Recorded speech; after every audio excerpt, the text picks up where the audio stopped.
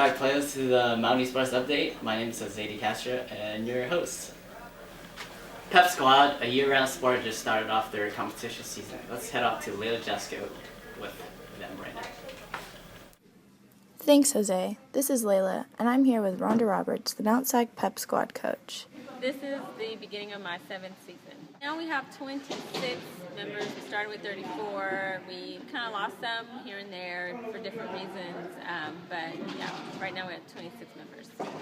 Every year we expect big things, but the bonding and the family feel that's created with the team, I think, is the biggest thing, and also the values and the lessons that they learn during the school year, how important it is to have time management and to get their studies and to be respectful.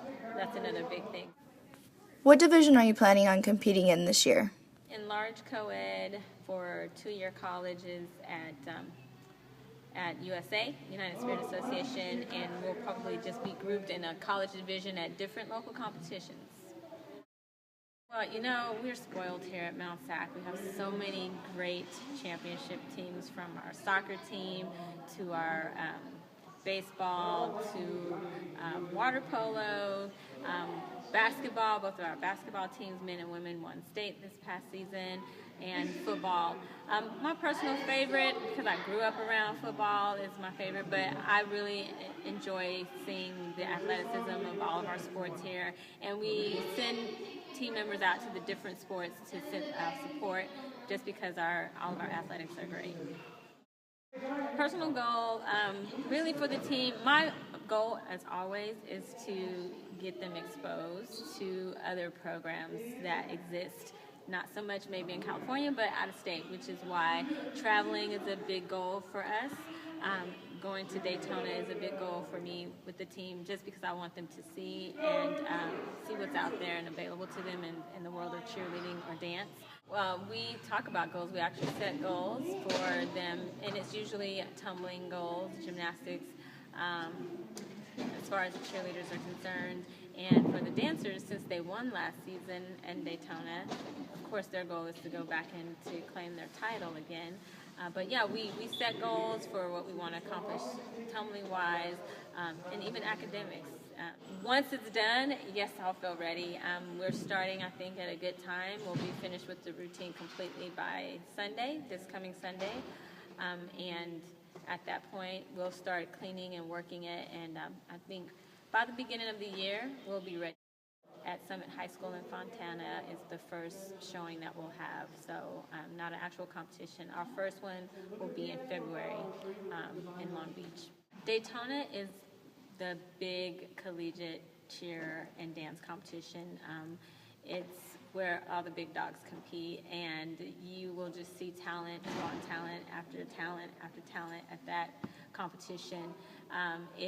It's amazing because we get to see other schools that really take the sport to the next level, and that's what we're hoping to do here. And we're on the road, so you would just see all the stuff that you see on TV, ESPN, all the tossing and flying and flipping. It's amazing, so it's a lot of fun. We are the M, we are the T, we are the SAC! Sac guys on 3, 1, 2, 3, sac guys! Practice today, guys. Good job, guys. Good play. Thanks, Rhonda. Back to you at the studio, Jose. Thanks, Layla. Let's head off to the soccer fields where Adolfo caught up with Coach Sanchez and Coach Bowen and a couple of their players. Our keeper came up big and been able to clear everything and anything that came in the box. So I think overall, defensively, it was a really good job. Okay, what do you think you guys could have improved from this game, if anything? Definitely on our finishing. We missed so many opportunities on the last third of the game. If we would have had some quality crosses, I think we would have been able to generate. But we generated the opportunities, just couldn't put it in the net. I think an early goal, 45 seconds into the game, if we get that early goal, I think they lose a little bit of confidence. So and we gain that confidence. So overall, I think we could have done a better job finishing though. Loss was actually to El Camino, where we came in flat and they outworked us, checked out of the game, and so the big learning, the big thing that we learned from these was being consistent, and that you can't just play for 40 or 45 minutes or 60 minutes. It's got to be 90 minutes, game in, game out. So definitely the one thing we've been preaching these last couple of weeks is being consistent, and we've won three in a row, 4 in a row, which we hadn't done. It's been 2. I think the message is being listened to. What's the biggest challenge you guys are going to have for the rest of the season or the upcoming? Well, it's going to be the same thing, is that every team is going to be gunning for us, and that it's not going to be an easy last 5 games of conference. There hasn't been an easy opponent, so we just got to continue to be consistent. It's going to continue to help us. Okay, then what do you think you guys need to work on the most? Right now, if I had to say, is we just got to work on finishing. Defensively, I think we've done a very nice job. Possession of the ball is one of our strongest points, and I think we could have done a little better today. But I think if we finish early on, it's going to save us a lot of problems. And who do you think your biggest rival will be in the season? Biggest rival, you know what? I always preach it's ourselves. It's if we come in with the right mindset, we will always be successful if we stick to the game plan. But I mean, rivals, as other teams, are really, every team we face has played us strong. So not really one team that sticks out. What's been the hardest thing so far this season? We're trying to get the freshmen to get the concept of Mount Sac soccer. That's, I think, what's been the hardest, and trying to get to a style of play, get them used to it. Last year we had a lot of sophomores. I think that's the biggest difference. We had more experience. This year we only have like 5 sophomores, so all the freshmen are newcomers. So as a sophomore, what have you been able to teach these freshmen coming in? That everybody's coming after us. Everybody wants to be Mount Sac. That we got to be ready to play every game. We can't take a team lightly, and we just got to match everybody else's intensity. What was the biggest challenge throughout this whole season so far? So far, the biggest challenge has been trying to play Mount Sac soccer, which is keeping the ball, being patient.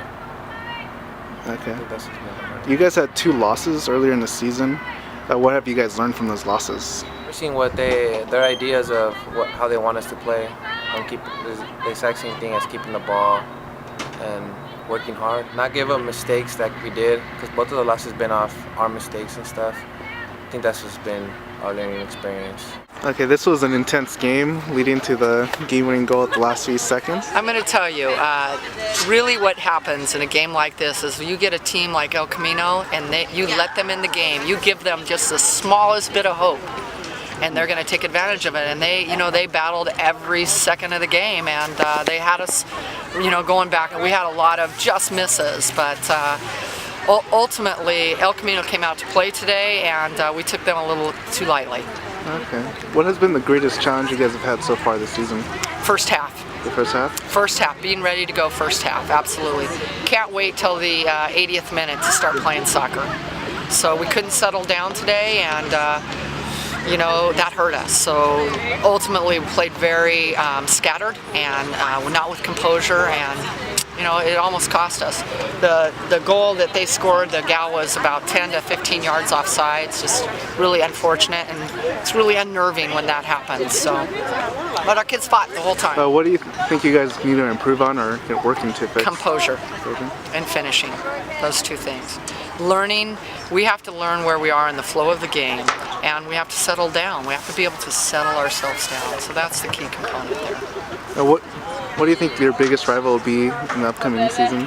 Well, there's 2 things. Every single game in this conference is important. And if you look at the stats, you'll see we are 1 point behind Long Beach for second. We go into Pasadena, and playing Pasadena at Pasadena is always a challenge. So we cannot take any game lightly, and today was proof of that.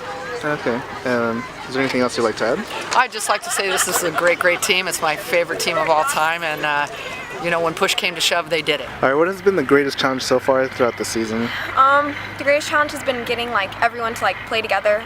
We all know individually what we need to do, but then it's hard to put it all together as a team. Okay, what do you think you guys were lacking throughout the first half of the game? Honestly, I just think we had bad luck. We kept hitting the pole, and we need to learn to take more shots. That's a big one. Okay, and then what was going through your mind as soon as you made the last goal in? I can't really remember, but all I remember is I was just really happy that we won, and I just fell on the ground. What has been the greatest challenge for you personally? I've been messing up on 1v1s, so 1v1s haven't been a big one, and every time like I do have 1v1s, I hit the pole, or like I barely miss, so that's a big challenge. What do you think your guys' biggest rival will be in this upcoming conference? Cerritos, for sure. Okay, and then what are you guys looking to improve on, if anything? Passing quicker and taking more shots. Hi, I'm Jacqueline Yu and I'm reporting from the newsroom. This is the sports lineup for next week. Monday, November 11th, there's women's golf at 7 a.m. Tuesday, the November 12th, there's men's soccer and women's soccer at 3 p.m. Wednesday, November 13th, there's women's volleyball at 6 p.m. Thursday, November 14th, there's men's water polo to be announced. Friday the 15th, there's wrestling at 3 p.m. and 5 p.m., men's water polo to be announced, men's soccer at 3 p.m., women's soccer at 3 p.m., men's basketball at 5 p.m., women's volleyball at 6 p.m., and men's basketball at 7 p.m. Saturday the 16th, there's men's water polo to be announced, men's basketball at 5 p.m., men's football at 6 p.m., Sunday the 17th, there's men's basketball at 5 p.m. Thank you. Thanks, Adolfo. Well, that wraps up this episode of Mountain Sports Update. My name is Jose. Thanks for watching.